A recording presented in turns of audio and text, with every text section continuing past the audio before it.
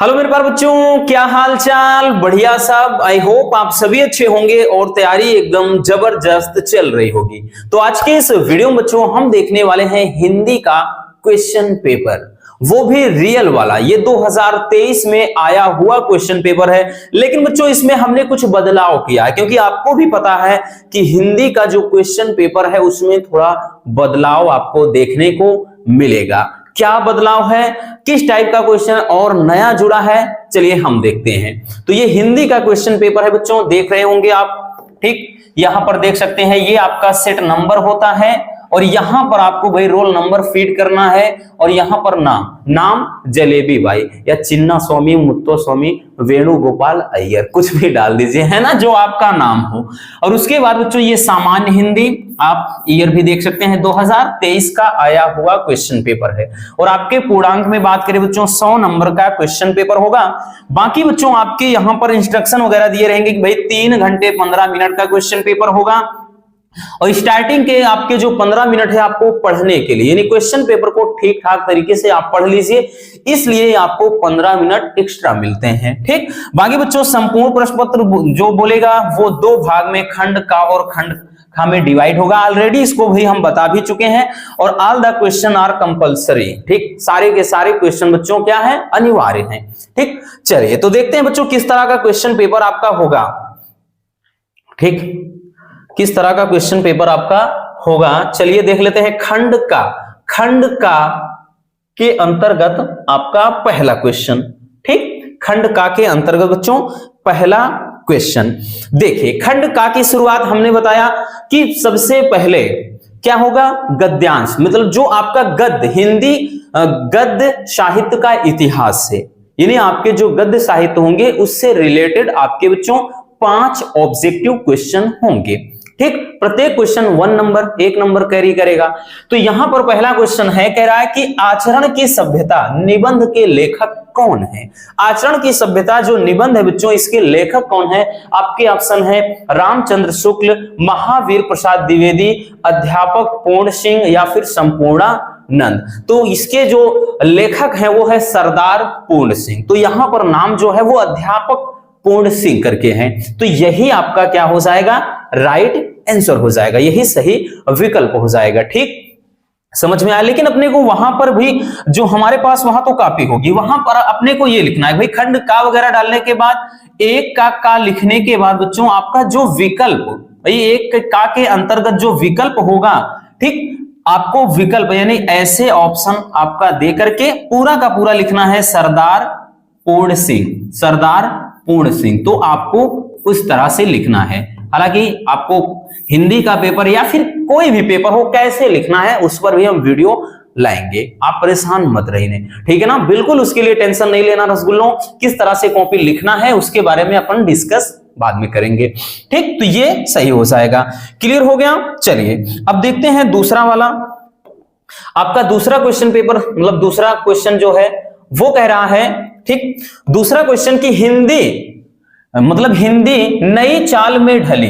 ठीक, हिंदी नई चाल में ढली, यह कथन किस लेखक का है कि हिंदी नई चाल में ढली।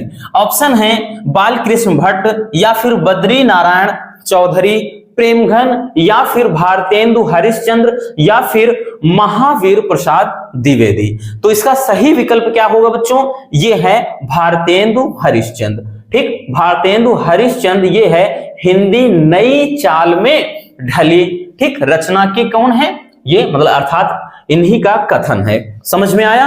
चलिए अब देखते हैं अगला क्वेश्चन। अगला क्वेश्चन जो आपका है गा नंबर है बच्चों। ठीक, गा नंबर में क्या कह रहा है, ध्यान से समझिए। इसमें बोल रहा है कि उसने कहा था कहानी के लेखक कौन है। उसने कहा था यानी किसकी रचना है, जयशंकर प्रसाद जी की, चंद्रधर शर्मा गुलेरी या फिर भारतेंदु हरिश्चंद्र या फिर महावीर प्रसाद द्विवेदी। तो राइट ऑप्शन जो हो जाएगा वो चंद्रधर शर्मा गुलेरी जी, चंद्रधर शर्मा गुलेरी जी की ये रचना है। क्लियर हो गया। चलिए आगे देखते हैं बच्चों अगला क्वेश्चन है चिंतामणि। ठीक, चिंतामणि निबंध संग्रह के लेखक कौन है। ठीक, चिंतामणि निबंध संग्रह के लेखक कौन है। आपके ऑप्शन है महावीर प्रसाद द्विवेदी, भारतेंदु हरिश्चंद्र या फिर हजारी प्रसाद द्विवेदी या फिर रामचंद्र शुक्ल? तो आचार्य रामचंद्र शुक्ल क्या है बच्चों, इन्हीं की रचना है चिंतामणि। क्लियर हो गया? तो इस टाइप के आपके क्वेश्चन पूछे गए थे, बहुत ज्यादा डिफिकल्ट होते नहीं हैं, हमने कई बार बताया बच्चों, ये सबके सब बहुत इजी होते हैं। अगला है कलम का सिपाही। कलम का सिपाही रचना की रचनाकार कौन है? तो भाई कलम का सिपाही एक फेमस रचना है, आपको पता है मुंशी प्रेमचंद जी की है ना, आगे जाने की जरूरत ही नहीं है। ठीक, तो ये आपके गद्य साहित्य के क्वेश्चन हो जाते हैं। ठीक, अब हैं आपके पद्य साहित्य के, ठीक है, यानी काव्य साहित्य के क्वेश्चन। तो काव्य साहित्य के अंतर्गत पहला क्वेश्चन है बच्चों की प्रिय प्रवास। प्रिय प्रवास के रचयिता कौन है? यानी प्रिय प्रवास किसकी रचना है? मैथिली शरण गुप्त जी की, सियाराम शरण गुप्त या फिर अयोध्या सिंह उपाध्याय, हरिऔध या फिर जयशंकर प्रसाद? तो ये है हरिऔध जी की रचना। ठीक, प्रिय प्रवास किसकी रचना है? अयोध्या सिंह उपाध्याय, हरिऔध जी की। बात समझ में आई? चलिए आगे चलते हैं। आगे के जो क्वेश्चन है बच्चों, अगला क्वेश्चन है आपका ख नंबर, कह रहा है कि निम्नलिखित में से छायावाद के कवि कौन है? ठीक, यानी छायावाद के कवि कौन है? ऑप्शन है परमानंद दास, सूरदास या चतुर्भुज दास या फिर मुकुटधर पांडे। ठीक, तो छायावाद के, तो ये सबके सब बच्चों नहीं हैं। ठीक, छायावाद के जो कवि हैं वो मुकुटधर पांडे जी हैं। क्लियर? तो इसका जो विकल्प हो जाएगा वो चौथा विकल्प सही उत्तर है। समझ में आया? चलिए बच्चों अगला क्वेश्चन देखते हैं। अगला क्वेश्चन क्या पूछा था? अगला क्वेश्चन है बच्चों, निम्नलिखित में से कौन सा कवि छायावाद युग का नहीं है? देखिए दोनों क्वेश्चन है एक ही जैसे, बस उसमें पूछ रहा था कि कौन से कवि हैं, इसमें कह रहा है कि कौन से कवि छायावाद के नहीं है। तो ऑप्शन है सूर्यकांत त्रिपाठी, निराला जी, ये तो हैं। ठीक, जयशंकर प्रसाद जी ये भी हैं छायावाद के, महादेवी वर्मा ये भी छायावाद के हैं, अज्ञे जी, सच्चिदानंद हीरानंद वात्स्यायन अज्ञे जी, ये क्या है? छायावाद। ठीक, छायावाद युग के कवि नहीं हैं। क्लियर हो गया? चलिए अगला क्वेश्चन देखते हैं। अगला क्वेश्चन है कि रश्मि रथी किस कोटि की रचना है? ठीक, विधा की बात कर रहा है, यानी कौन सी विधा है? ठीक, रश्मि रथी। तो ऑप्शन है महाकाव्य, खंड काव्य, मुक्तक या गद्य काव्य? तो ये है महाकाव्य। ठीक, रश्मि रथी ये महाकाव्य है। बात समझ में आई? चलिए बच्चों अगला क्वेश्चन देखते हैं। अगला क्वेश्चन है कि बादल को घिरते देखा है। बादल को घिरते देखा है किसकी रचना है? मुक्तिबोध जी की या फिर नागार्जुन जी की या फिर त्रिलोचन की या फिर अज्ञे जी की? तो बादल को घिरते देखा है ये नागार्जुन जी की रचना है। ठीक, नागार्जुन जी की रचना है, बादल को घिरते देखा है। बात समझ में आई? तो इस तरह से बच्चों आपके 10 नंबर, ठीक, आपके 10 नंबर जो मिलेंगे ये 5-5 नंबर के बहुविकल्पी प्रश्न से, गद्य काव्य से और मतलब जिसे क्या कहते हैं, हाँ मतलब गद्य साहित्य से और काव्य साहित्य दोनों मिला करके 10 नंबर के ऑब्जेक्टिव क्वेश्चन यानी बहुविकल्पी प्रश्न पूछे जाएंगे। चलिए अब देख लेते हैं। उसके बाद अब देखते हैं बच्चों अगला जो आपका होगा वो होगा गद्य साहित्य, है ना ये। चलिए देखते हैं बच्चों। चलिए देखिए ये जो होगा आपका, इसमें हमने बताया था कि एक गद्यांश देगा। ठीक, आपका एक गद्यांश देगा और गद्यांश पर आधारित आपके 5 प्रश्न देगा। तो एक गद्यांश दे रखा है और प्रत्येक क्वेश्चन के रसगुल्लों आपके 2-2 नंबर देगा। कितने कितने नंबर? 2-2 नंबर। बात समझ में आई? 2-2 नंबर देगा। इस तरह से आपके 10 नंबर का टॉपिक होगा और फायदा इसका यही है कि अथवा में भी होता है ना, इसके नीचे भी देखेंगे तो अथवा में भी ये पूछा जाता है, यानी भाई एक नहीं आता तो दूसरा निपटा ही सकते हो। जैसे एक दे दिया है बच्चों, कह रहा है कि पृथ्वी के विशाल प्रांगण में सब जातियों के लिए समान क्षेत्र है और समन्वय के मार्ग से भरपूर प्रगति और उन्नति करने का सबको एक जैसा अधिकार है। ठीक, किसी जन को पीछे छोड़कर राष्ट्र आगे नहीं बढ़ सकता।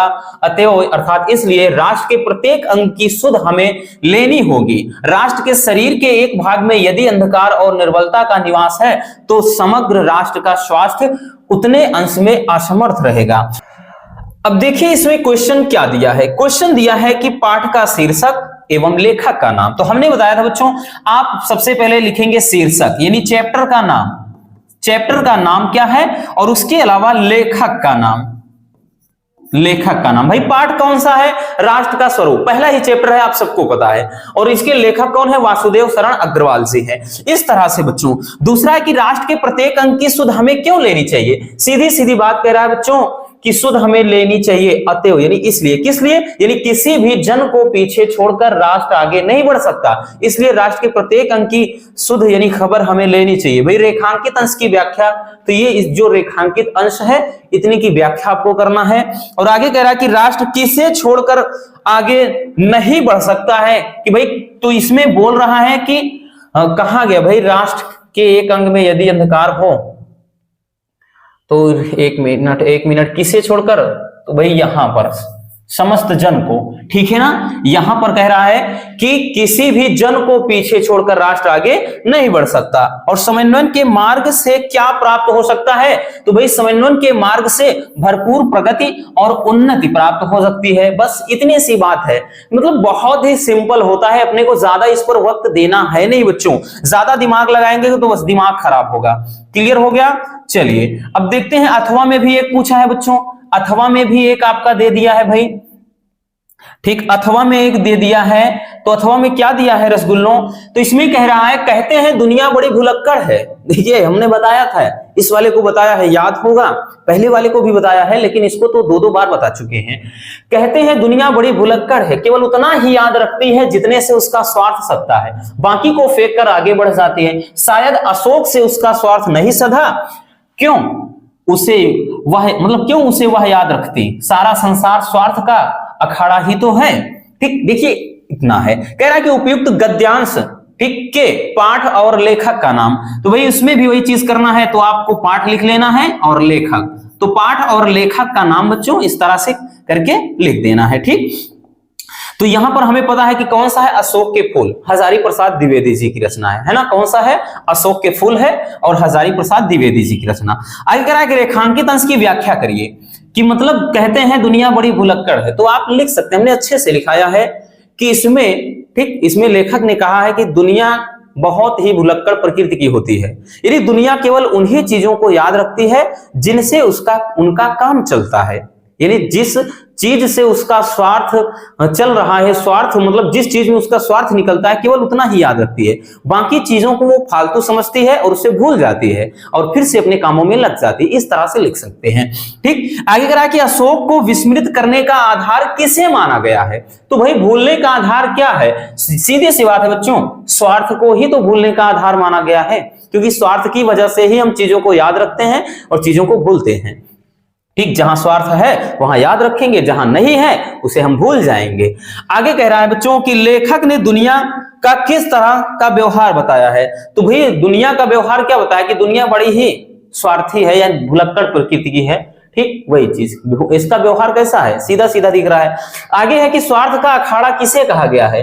तो स्वार्थ का अखाड़ा संपूर्ण संसार, यानी इस संपूर्ण संसार को ही स्वार्थ का अखाड़ा कहा गया है। तो इस तरह से होगा बच्चों। अथवा में आपको भाई एक ही करना है, दो होंगे एक करना है, बहुत सिंपल होता है, ज्यादा इसमें परेशान होना है नहीं अपने को। ठीक, चलिए ये तो खत्म होता है बच्चों। अब आ जाता है आपका पद्यांश। ठीक, पद्यांश की बात करें तो इसमें भी, ये भी बच्चों आपका 10 नंबर का क्वेश्चन होगा। ठीक, ये भी जैसे कह रहा है कि दिए गए पद्यांश पर आधारित प्रश्नों के उत्तर दीजिए। देख सकते हैं आप यहाँ पर, इसमें भी बच्चों 5 क्वेश्चन होंगे, प्रत्येक क्वेश्चन के 2 नंबर, इस तरह से 10 नंबर का ये भी होगा। और इसमें भी अथवा में पूछा जाता है, कह रहा है कि जलद के फूटे कितने उत्स दीप कच्छप डूबे उतराए, किंतु वह खड़ी रहे, कह रहा है दृढ़ मूर्ति अभ्युदय का कर रही उपाय। ठीक, आगे कह रहा है कि शक्ति के विद्युत कण जो व्यस्त विकल बिखरे हैं, हो निरुपाय समन्वय उसका करे, समस्त विजयनी मानवता हो जाए। ये बहुत ही प्यारा सा है, ये एकदम से लास्ट वाला ये पद्यांश है। किसमें? श्रद्धा और मनु चैप्टर का। किसमें का बच्चों? श्रद्धा और मनु। ठीक, श्रद्धा और मनु चैप्टर का ये लास्ट में है, एकदम श्रद्धा और मनु चैप्टर का है। ठीक, तो यहां पर भाई चैप्टर का नाम तो पता ही चल गया। भाई लेखक कौन है? मतलब इसके कवि कौन है? जयशंकर प्रसाद जी हैं, जयशंकर प्रसाद जी हैं। ठीक, तो जयशंकर प्रसाद जी हैं। तो यही चीज भाई पहला करा कि पद्यांश के कवि और कविता का नाम। तो कवि कौन है? जयशंकर प्रसाद जी। कविता कौन है? श्रद्धा। मतलब श्रद्धा और मनु। ठीक, बाकी रेखांकित अंश की व्याख्या करना है अपने को। ठीक, चलिए 1 मिनट। अब देखिए अगला क्वेश्चन इसमें क्या है कि दृढ़ मूर्ति से आशय किसकी मूर्ति से है? तो भाई किसकी मूर्ति के बारे में बात किया गया है? उत्स और अभिधेय शब्दों के अर्थ लिखना है। द्वीप और कच्छप में कौन सा अलंकार है? देखिए अथवा में तुम मांसहीन, तुम रक्तहीन, हे अस्थि शेष, हे अस्थिहीन, तुम शुद्ध बुद्ध आत्मा केवल, हे चिर पुराण, हे चिर नवीन, तुम पूर्ण इकाई जीवन की, जिसमें असार भव शून्य लीन, आधार अमर होगी जिस पर भावी की संस्कृति समासीन। ठीक, ये है। अब ये इसकी बात करें बच्चों तो ये किस चैप्टर से है? तो ये है सूर्यकांत त्रिपाठी निराला जी की रचना। ठीक, बापू के प्रति। ठीक, ये है बापू के प्रति। ठीक, बापू के प्रति है ना, जिसमें नौका विहार है, बापू के प्रति है, तो ये सब उसमें है।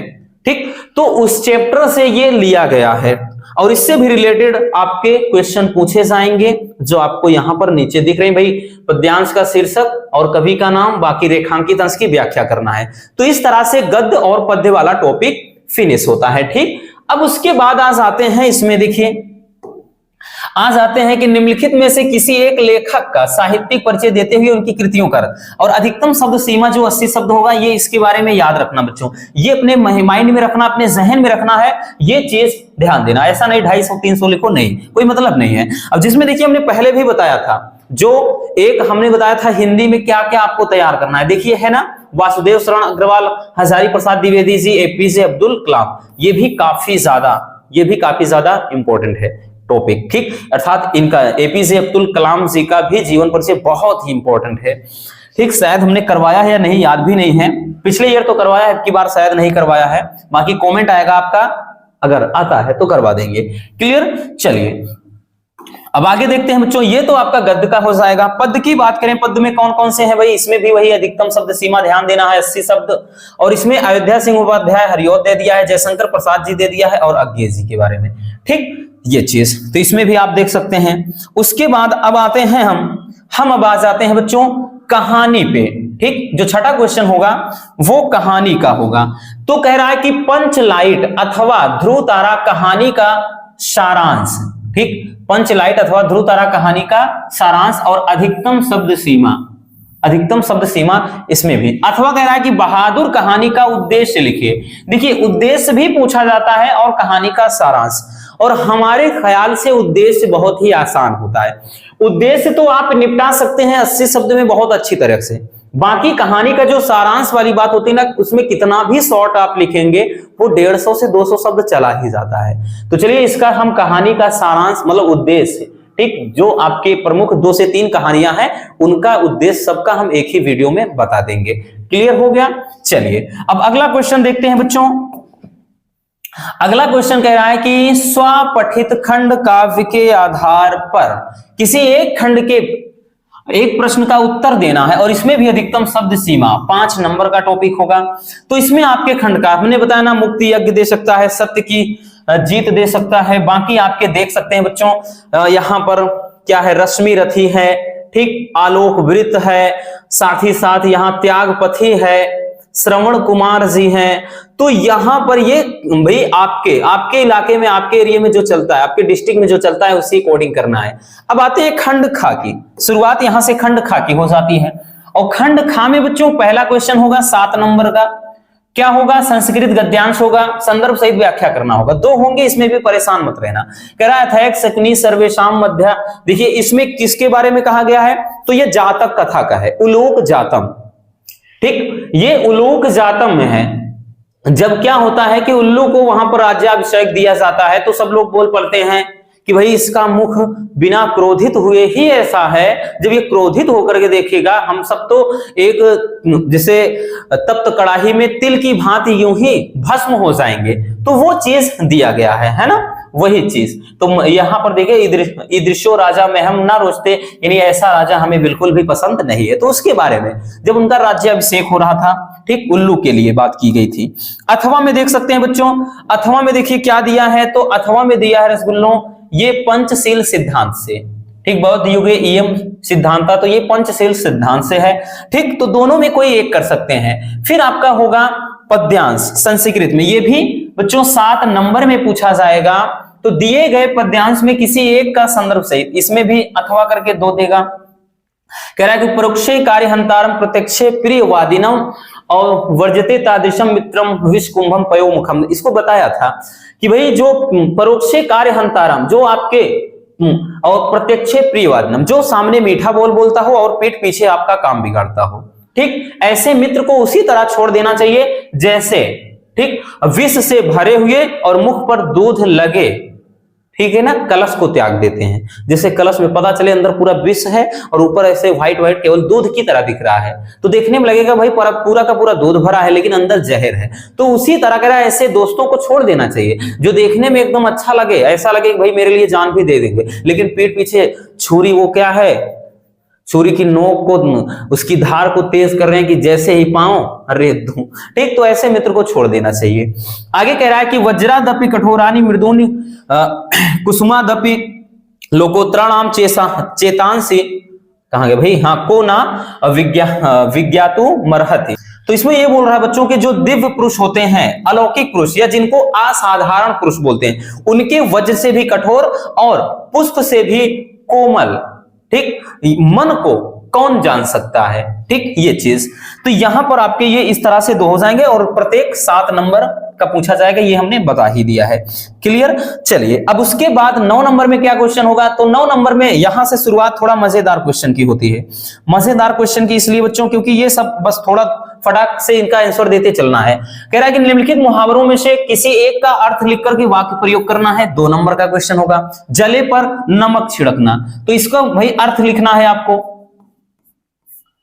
तो जले पर भाई दुखी को और दुखी करना, ठीक, दुखी को और दुखी करना, और दुखी करना, ये होता है। कहते हैं भाई तुम मेरी जले पर नमक छिड़क रहे हो, ठीक। तो अर्थ वाक्य प्रयोग कुछ भी बना सकते हो। आंख का तारा होना, तो बच्चों अत्यधिक प्रिय होना, अत्यधिक प्रिय होना, अत्यधिक प्यारा होना या प्रिय होना, ये सब तो बताने की जरूरत है नहीं, ठीक। अपना उल्लू सीधा करना मतलब अपना काम निकालना, अपना काम निकालना, निकालना, ठीक। अपना उल्लू सीधा करना का मतलब अपना काम निकालना। हवा से बातें करना मतलब तीव्र गति से चलना, ठीक, तीव्र गति से चलना,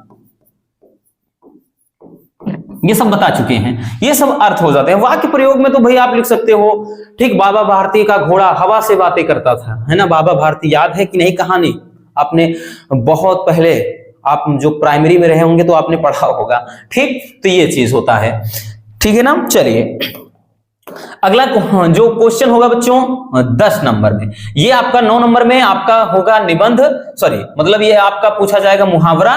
उसके बाद बच्चों 10 नंबर में, अब ये इसी की बात कर रहे थे, इसी की बात हम कर रहे हैं बच्चों, जो हमने कहा कि एक नया चीज इन्वॉल्व हुआ है, तो वो यही है। ये बच्चों 5 नंबर का एक टॉपिक, इसके अंतर्गत आपका अपठित गद्यांश या पद्यांश, ठीक, चाहे गद्यांश दे देगा या फिर आपका पद्यांश दे देगा, ठीक, दोनों दे सकता है। गद्यांश या पद्यांश कुछ भी दे सकता है बच्चों।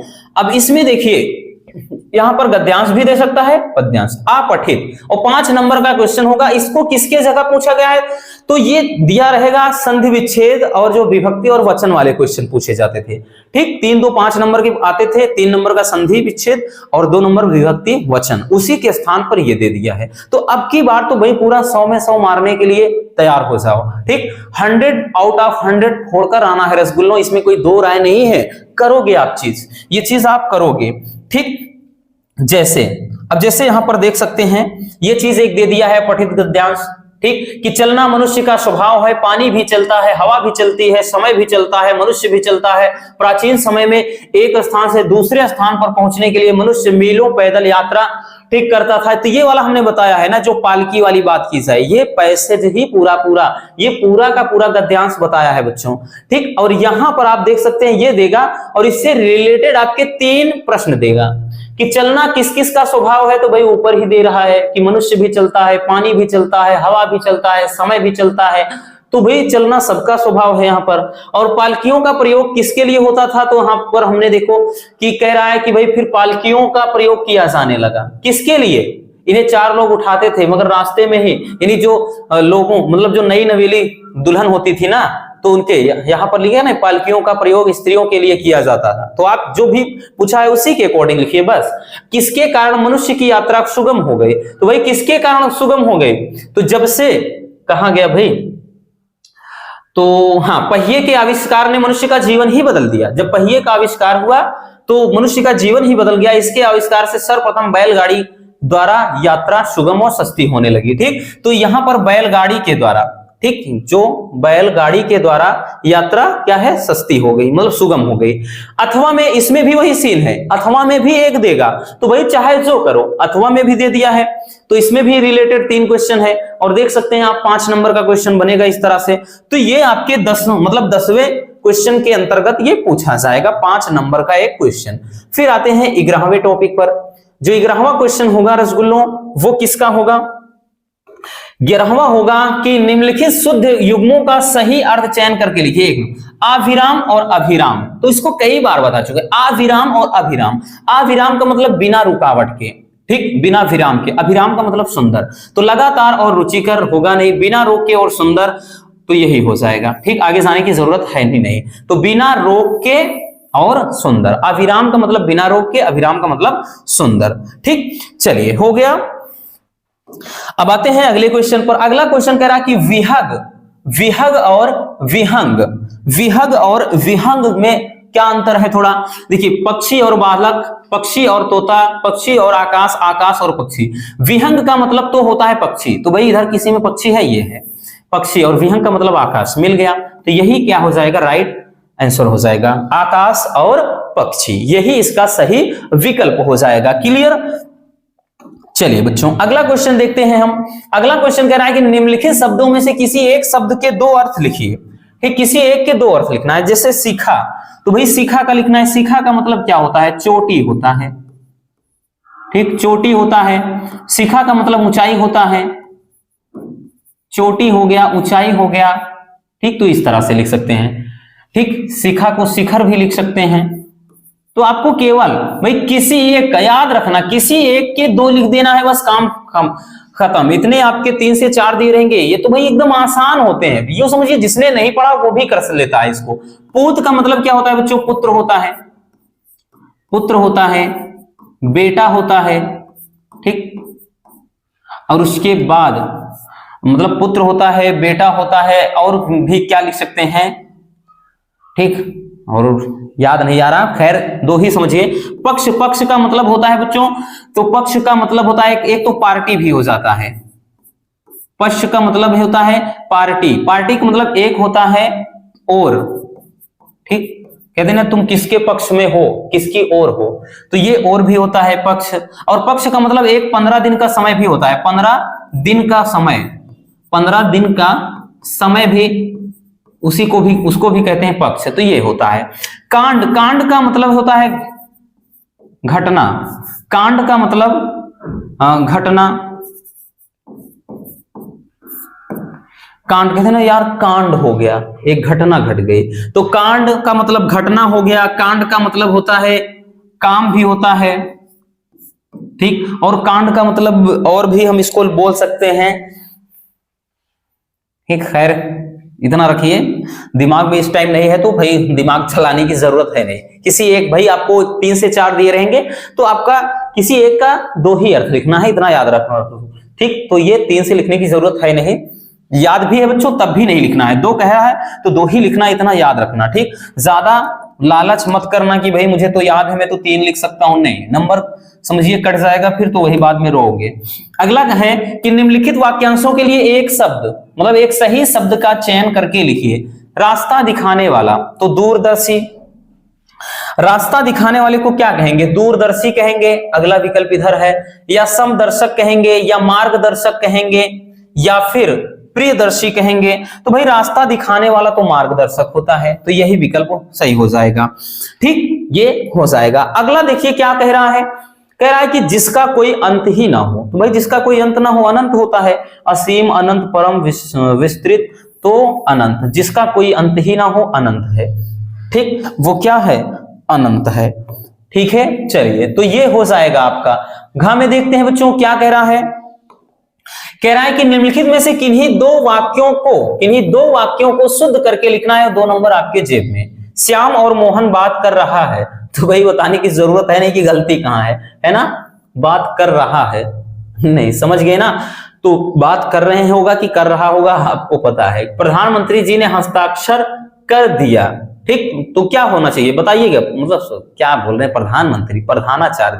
तो प्रधानाचार्य जी ने हस्ताक्षर कर दिया, तो बताइएगा इसमें क्या त्रुटि है? मैं गृह कार्य कर लिया हूं, इसमें भी क्या त्रुटि है? चंद्रमा आकाश में निकलता था, अब निकलेगा नहीं कभी, है ना? तो इसमें सब में गलती सीधी सीधी दिख रही। कहां भाई इसमें कहां गलती? मैं गृह कार्य कर लिया हूं, तो मैंने होता है ना, कर लिया है फिर होगा, और यहां पर निकलता था, क्या अब नहीं निकलेगा? निकलेगा। तो इसमें भी गलती कहां है? तो इस तरह से आपके किन्हीं दो को क्या करना है? सुधारना है। ठीक, चलिए बच्चों अब आ जाते हैं आपका जो आएगा, ठीक, रस छंद अलंकार में देख सकते हैं, कह रहा है कि श्रृंगार रस अथवा वात्सल्य। ठीक, रस का जो अस्थाई भाव के साथ उदाहरण और परिभाषा लिखना है। दूसरा है यमक अथवा रूपक अलंकार के बारे में बात कर रहा है बच्चों। छंद में चौपाई अथवा सोटा छंद का जो मात्रा सहित लक्षण व उदाहरण लिखना है। तो इतना याद रखना, ये रस छंद अलंकार में ये फिक्स वाले टॉपिक होते हैं, एकदम क्लियर होता है, आपको भी पता है। ठीक, ये बाहर नहीं जाने हैं, इनके नंबर तो आपको फुल मिलेंगे। ठीक, चलिए अब जो 13 नंबर पे क्वेश्चन होगा बच्चों, 13 नंबर पे जो क्वेश्चन होगा वो आपका होगा मतलब आवेदन पत्र या प्रार्थना पत्र को लेकर के। 6 नंबर का क्वेश्चन होगा। जैसे पहला है कि शिक्षा ऋण प्राप्त करने के लिए बैंक शाखा मतलब बैंक प्रबंधक को आवेदन पत्र, यानी क्या है भाई, उनको एजुकेशन के लिए ऋण चाहिए। ठीक, इसके लिए तो हमने बताया ना, इसमें बताया भी था कि किस टाइप के क्वेश्चन पूछे जाते हैं। ठीक, तो इसमें भाई बैंक में जब भी पूछेगा या तो किसी व्यवसाय करने के लिए, या तो आपको हायर एजुकेशन लेना है यानी उच्च शिक्षा प्राप्ति के लिए बाहर जाना है, या भाई पढ़ाई करने के लिए यहीं रहना है लेकिन पढ़ाई करना है, तो उसके लिए आपको क्या कहिए चाहिए? ऋण चाहिए, कर्ज चाहिए। ठीक, अथवा में बच्चों, अथवा में देगा कि नगर में अतिक्रमण की समस्या के निवारण हेतु महापौर यानी मेयर साहब को क्या करना है? एक पत्र लिखना है। वही चीज गंदगी की बात कर रहा है भाई। जो अतिक्रमण है यानी अतिक्रमण का मतलब कूड़ा करकट जो कचरा का ढेर लगा हुआ है उसको साफ सुथरा रखना है। ठीक, तो ये हो जाएगा। फिर उसके बाद सबसे दमदार जो टॉपिक होता है आपका वो होता है ये 14 नंबर पे, पूरे के पूरे 9 नंबर का टॉपिक होता है। निम्नलिखित विषयों में से किसी एक पर अपनी भाषा शैली में निबंध लिखिए। तो जैसे पहला है कि पर्यावरण संरक्षण की आवश्यकता, दूसरा महामारियों के संबंध में जागरूकता के उपाय, या मेरा प्रिय उपन्यासकार, ठीक, या फिर भारतीय कृषक की समस्या एवं समाधान, विद्यार्थी जीवन में अनुशासन का महत्व। अब देखिए जो हमने इसके पहले हिंदी में बताया था कि क्या क्या पढ़ना है, देखिए उसी में से कितने मिल गए। एक तो ये भी बताया था, दूसरा ये बताया था बच्चों, तीसरा ये बताया था, और ये यूं समझिए उसमें से ही 4 इसी में मिल गए। तो ये सबके सब जो टॉपिक है जो हमने 7 से 8 बताया है निबंध में, ठीक, इसके पहले जो वीडियो बताई थी, तो उसमें बच्चों ये यूं समझिएगा उससे बाहर पूछा जाएगा ही नहीं। हाँ ये जरूर है कि 1-2 इधर उधर देगा, लेकिन 4 से 5 टॉपिक है तो आप भाई इतना तो समझदार हो कि कुछ भी देगा भाई। ऐसा तो है नहीं कि 4 से 4 या 5 के 5 ऐसा देगा कि दिमाग से भाई बिल्कुल भी वो ऊपर से निकल जाएगा, ऐसा कुछ नहीं है। आप इजिली एक ना एक तो बना ही सकते हो। ठीक, ये तो इस तरह का आपका हिंदी का क्वेश्चन पेपर हूबहू सेम इसी तरह का होगा भाई। क्वेश्चन के पैटर्न चेंज हो जाएंगे बाकी, और इसमें कुछ भी नहीं होना है। आई होप आपको अच्छे से समझ में आ गया होगा, और अब भाई एक आइडिया लग गया होगा कि हमारा क्वेश्चन पेपर कैसा पूछा जाना है। तो मिलते हैं किसी और ऐसे शानदार टॉपिक के साथ। Love you, bye bye, take care. और वीडियो पसंद आई हो तो प्यार से एक लाइक कर देना और एक प्यारा सा कमेंट करना बिल्कुल मत भूलिएगा।